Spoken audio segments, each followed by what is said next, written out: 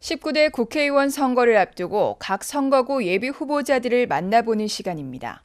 오늘은 포항 남울릉 선거구에서 무소속으로 도전장을 내민 박명재 전 행정자치부 장관을 만나 출사표와 각오 등을 들어봤습니다.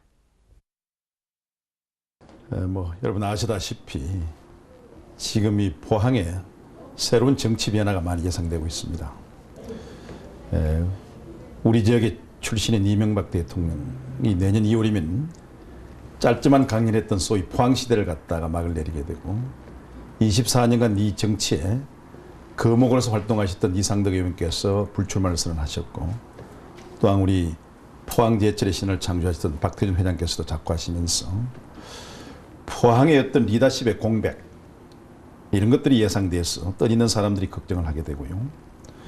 이와 함께 이번 새로운 변화의 어떤 바람직한 인물이 나타나서 새로운 리더십과 새로운 비전을 가지고 포항을 올바른 방향으로 좀 끌어주시면 하는 기대가 함께 교차하는 것이 사실입니다.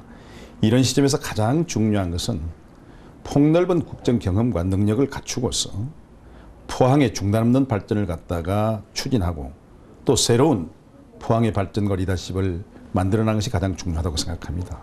그런 관점에서 본다면 제가 과거 행정부지사의 경험, 청와대 행정비서관의 경험, 또 행정자치부 장관의 경험과 대학교의 총장으로 경험 등을 갖다 바탕으로 해서 가장 이러한 시대적 과제와 사명을 추진하는데 적합한 사람이라고 생각하고 또 그러한 목적을 달성하기 위해서 나의 고향 발전에 대한 의지와 열정을 한데 합쳐서 그 꿈을 함께 이뤄나가고자 해서 이번에 출마를 결심하게 된 것입니다.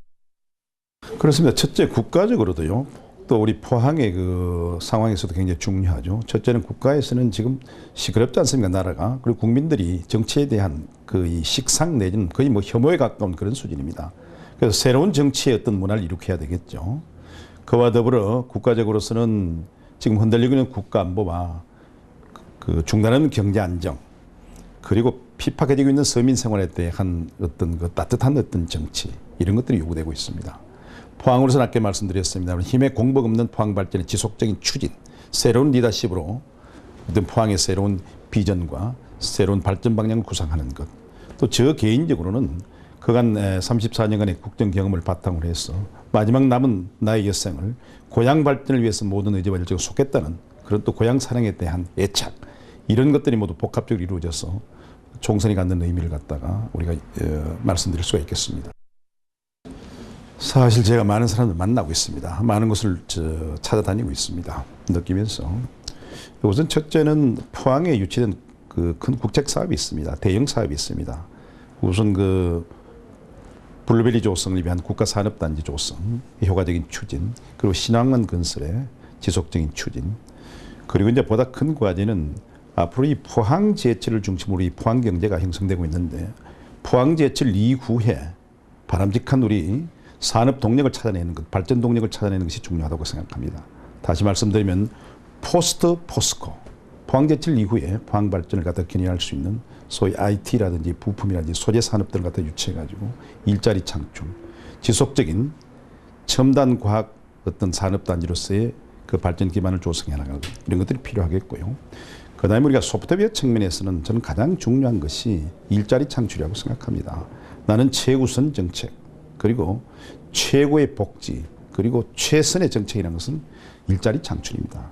그래서 요새 그 일자리 창출에 특히 젊은이들이 가슴앓이를 하고 있습니다만은 새로 사업에 진출한 사람들에게는 새로운 일자리를 만들어줘야 되겠고 지금 기존의 일자리를 갖고 있는 사람들도 굉장히 불안합니다.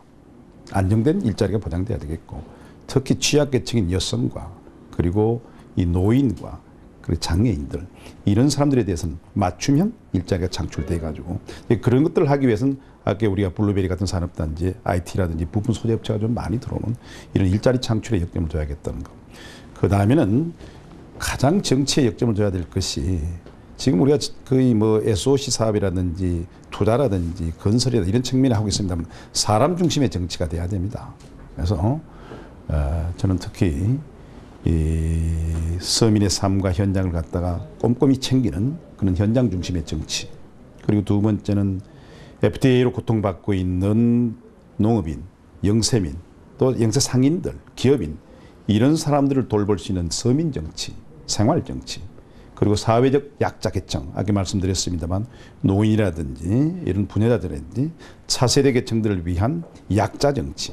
그리고 오늘날 이 산업 이 어떤 경쟁 시대에 있어서 낙오된 사람이 많습니다. 그래서 따뜻한 복지, 따뜻한 자본주의를 얘기합니다만은 이런 데 낙오된 사람들을 위한 동행 정치, 함께 가는 정치. 이런 정치를 통해서 소위 감동 정치, 감성 정치를 실현해야 된다고 합니다. 그래서 따뜻한 복지, 따뜻한 정치를 실현하는 것이 가장 큰 과제라고 생각을 합니다.